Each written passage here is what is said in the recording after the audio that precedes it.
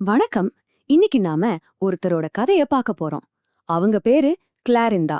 இது சும்மா ஒரு கதை இல்ல. மரணத்துக்கே சவால் விட்டு ஒரு பெரிய சமுதாயத்தையே உருவாக்குன ஒரு பெண்ணோட நிஜ கதை. ஒரு பெண்ணு அவங்க கணவரோட சிதையிலிருந்து மீட்கப்படுறாங்க. ஆனா அதுக்கப்புறம் ஆயிரக்கணக்கான மக்களுக்கு ஒரு ஆன்மீக தாயா மாறுறாங்க. இது எப்படி சாத்தியம்? வாங்க அவங்களோட அந்த ஆச்சரியமான பயணத்தை நாமளும் சேர்ந்து பார்க்கலாம். சரி, கிளாரிந்தாவோட கதை அது அவங்களோட சின்ன வயசுலேருந்தே ஆரம்பிக்குது. அவங்களோட இயற்பெயர் கோகிலா. 1746ல தஞ்சாவூர்ல ஒரு பெரிய பிராமண குடும்பத்துல பிறந்தாங்க. அவங்க தாத்தா யார் தெரியுமா? அரசவை கோவில் பண்டிதர். சொல்லவே வேணாம், அவங்க வாழ்க்கை முழுக்க சமய பாரம்பரியங்கள் கட்டுப்பாடுகள்னு தான் இருந்திருக்கணும். ஆனா விதி அவங்களுக்காக வேறொரு பிளான் வச்சிருந்தது. அப்படி போயிட்டு இருந்த அவங்க வாழ்க்கைய மொத்தமா தலைகீழா புரட்டி போட்டு சில சம்பவங்கள் நடக்குது. அது என்னன்னு பாப்போம். இந்த வருஷங்களை கொஞ்சம் பாருங்க. 13 வயசுல கல்யாணம். அடுத்த வருஷமே 14 வயசுல கணவர் இறந்து போறாரு. அதே வருஷம் அவங்க உயிரே போகக்கூடிய ஒரு நிலைமை. யோசிச்சு பாருங்க, வெறும் 14 வயசுல ஒரு பொண்ணுக்கு எவ்ளோ பெரிய அதிர்ச்சிகள். அவங்க வாழ்க்கையில 2 தடவை மரணத்தோட விளிம்புக்கு போயிட்டு வராங்க. முதல்ல ஒரு விஷப் பாம்பு கடிச்சிருது. அப்போ ஹென்ரி லிட்டில்டன் ஒரு பிரிட்டிஷ் ஆஃபீஸர் தான் அவங்கள காப்பாத்துறாரு. 2வது தடவை அது ரொம்பவே கொடூரமானது. கணவர் இறந்து போனதுக்காக சதிங்கிற உடன்கட்டை ஏறும் சடங்குல உயிரோட எரிக்கப்பட இருந்தாங்க. அப்பவும் அதே ஆஃபீஸர் தான் அவங்கள காப்பாத்துறாரு.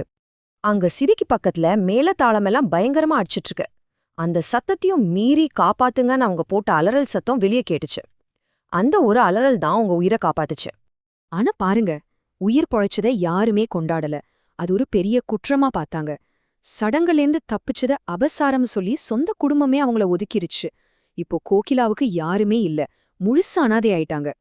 அந்த தனிமை தான் அவங்க வாழ்க்கையோட அடுத்த கட்டத்தை ஆரம்பிச்சு வச்சது. ஒரு புது அடையாளத்தை நோக்கிய பயணம் இங்கிருந்து தான் தொடங்குது. இந்த மாற்றம் எவ்ளோ பெருசுன்னு பாருங்க. தஞ்சாவூர் பிராமண பெண்ணா இருந்த கோகிலா பாளையம் கோட்டையில ஒரு கிறிஸ்தவ பெண்ணா மாறுறாங்க. பாரம்பரியத்துல கட்டுப்பட்டு இருந்தவங்க தனக்கான ஒரு புது பாதையை உருவாக்குறாங்க. கர்னல் லிட்டில்டன் கூட போனதுக்கப்புறம் அவங்க இங்கிலீஷ் கத்துக்கிட்டாங்க. ஒரு புது உலகத்தையே பார்த்தாங்க. ஒரு புது நம்பிக்கையும் தழுவுனாங்க.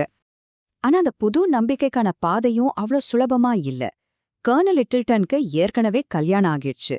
அதனால அவங்க 2 பேரும் சேர்ந்து வாழ்றத காரணம் காட்டி திருச்சபை அவங்களுக்கு ஞானஸ்நானம் கொடுக்க ரொம்பவே தயங்குச்சு. ஆனாலும் கிளாரிந்தா விடவே இல்ல. தன்னோட முடிவுல ரொம்ப உறுதியா இருந்தாங்க. சரி, இதுக்கப்புறம்தான் அவங்க வாழ்க்கையோட முக்கியமான திருப்புமுனை வருது. ஒரு தனி நபரா இருந்தவங்க எப்படி ஒரு சமுதாயத்தை வழிநடத்துற தலைவிய ஆனாங்கன்னு பார்க்கலாம். கிட்டத்தட்ட 18 வருஷம், ஆமா 18 வருஷ போராட்டத்துக்கு அப்புறம் அவங்களோட 32 வயசுல தான் அவங்க தேடல் முடிவுக்கு வந்துச்சு. கடைசியா அவங்களுக்கு ஞானஸ்நானம் கிடைச்சது. அப்போதான் கோகிலா அதிகாரப்பூர்வமா கிளாரிந்தா ஆனாங்க. ஆனா விதி பாருங்க, மறுபடியும் ஒரு சோகம். அவங்கள காப்பாத்தின கர்னல் லிட்டில்டன் இறந்து போறாரு. ஆனா போறதுக்கு முன்னாடி தன்னோட முழு சொத்தையும் கிளாரிந்தா பேர்ல எழுதி வச்சுட்டு போறாரு. ஒரு பக்கம் தனிப்பட்ட இழப்பு, இன்னொரு பக்கம் அவங்களோட வாழ்நாள் கனவை நிறைவேற்றுறதுக்கான ஒரு பெரிய வாய்ப்பு அவங்க கைக்கு வருது. இப்போ கிளாரிந்தா கையில பணமும் இருக்கு, சுதந்திரமும் இருக்கு. இத வச்சு அவங்க என்ன செஞ்சாங்க? ஒரு சமூகத்தையே எப்படி 0ல இருந்து உருவாக்குனாங்கன்னு பார்க்கலாம் வாங்க. அவங்க எடுத்த முதல் ஸ்டெப் என்ன தெரியுமா? அந்த சொத்தை தனக்காக வச்சுக்கல, மிஷனரி வேலைகளுக்கும் சமூக சேவைக்கும் பயன்படுத்த ஆரம்பிச்சாங்க. குறிப்பா பெண்கள் கிட்ட இருந்து தன்னோட பணிய ஆரம்பிச்சாங்க. 2 வருஷத்திலேயே 40 பெண்களுக்கு ஞானஸ்நானம் கொடுத்தாங்க. அவங்களுக்காக பனையோலையில ஒரு சின்ன ஜெபக்கூடத்தை கட்டுனாங்க. அதோட நிறுத்தல, அங்க வர்றவங்களுக்கு எழுத படிக்கவும் சொல்லிக் கொடுக்க ஆரம்பிச்சாங்க. பாத்தீங்களா, ஒரு சின்ன வித மாதிரி தான் ஆரம்பிச்சாங்க. அப்புறம் 1785ல அவங்க ஒரு பெரிய விஷயத்த சாதிச்சாங்க. திருநெல்வேலி மாவட்டத்தோட முதல் சர்ச். ஆமா, அந்த முதல் தேவாலயத்தை கட்டுனது கிளாரிந்தா தான். தன்னந்தனியா ஒரு பெண் செஞ்ச வரலாற்று சாதனை இது. சர்ச் மட்டும் இல்ல, 2 வருஷத்துல 1787ல அந்த மாவட்டத்தோட முதல் கிறிஸ்தவ பள்ளியையும் அவங்க தான் ஆரம்பிச்சாங்க. அன்னைக்கு ஒரு சின்ன குடிசையில ஆரம்பிச்ச அந்த பள்ளி தான் இன்னைக்கு நம்ம பாக்குற பெரிய புனித யோவான் கல்லூரியா வளர்ந்து நிக்குது. அவங்களோட உழைப்புக்கு கிடைச்ச பலன் எவ்வளவு பெருசு தெரியுமா? 1802 வாக்குல அவங்க மூலமா கிறிஸ்தவ சமூகத்துல இணைஞ்சவங்களோட எண்ணிக்கைய 1000 தாண்டிடுச்சு. நினைச்சு பாருங்க, தனியாளா ஆரம்பிச்ச ஒரு பயணம் இப்போ 5000 பேரோட பயணமா மாறியிருக்கு. அவங்கள அக்கினியிலிருந்து பறிக்கப்பட்ட ஒரு கொள்ளின்னு சொல்லுவாங்க. எவ்வளவு சரியான வார்த்தை பாருங்க. அன்னிக்கு சிதை நெருப்புல இருந்து மீட்கப்பட்ட அந்த ஒரு பொண்ணு இன்னைக்கு ஆயிரக்கணக்கான மக்களுக்கு வழிகாட்டுற ஒரு வெளிச்சமா மாறிட்டாங்க. சரி, இவ்ளோ சாதனைகள் செஞ்ச ஒருத்தரோட வாழ்க்கை எப்படி முடிஞ்சது? ஆச்சரியம் என்னன்னா, அவங்களோட முடிவுலயும் ஒரு மர்மம் இருக்கு. 1806ல அவங்களுக்கு 60 வயசு இருக்கும்போது அவங்க உடல் ஒரு தண்ணி தொட்டில கண்டெடுக்கப்படுது. அது எப்படி நடந்துச்சுன்னு இன்னைக்கு வரைக்கும் யாருக்கும் சரியா தெரியல.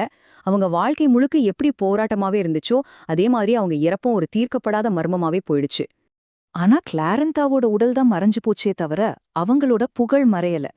இன்னிக்கும் அவங்கள திருநெல்வேலி திருச்சபையின் தாயின்னு தான் அன்போட கூப்பிடுறாங்க. ஏன்னா அந்த பகுதியில கிறிஸ்தவ சமூகம் வேரூன்றதுக்கு அவங்க தான் முக்கியமான காரணம். அவங்க கட்டின சர்ச்சும் ஆரம்பிச்ச பள்ளிக்கூடமும் இன்னிக்கும் அவங்க பேரை சொல்லிட்டு இருக்கு. யோசிச்சு பாருங்க, அவங்க வாழ்க்கை எதேச்சியா தான் காப்பாத்தப்பட்டுச்சு. ஆனா அவங்க விட்டுட்டு போன பாரம்பரியம் அவங்களோட மன உறுதியால கட்டப்பட்டது. ஒரு 2வது வாய்ப்பு ஒரு மனுஷனுக்கு கிடைக்கும்போது அதை வச்சு எவ்ளோ பெரிய விஷயங்களை சாதிக்க முடியும்னு நம்மள யோசிக்க வைக்குது இல்லையா கிளரிந்தாவோட கதை?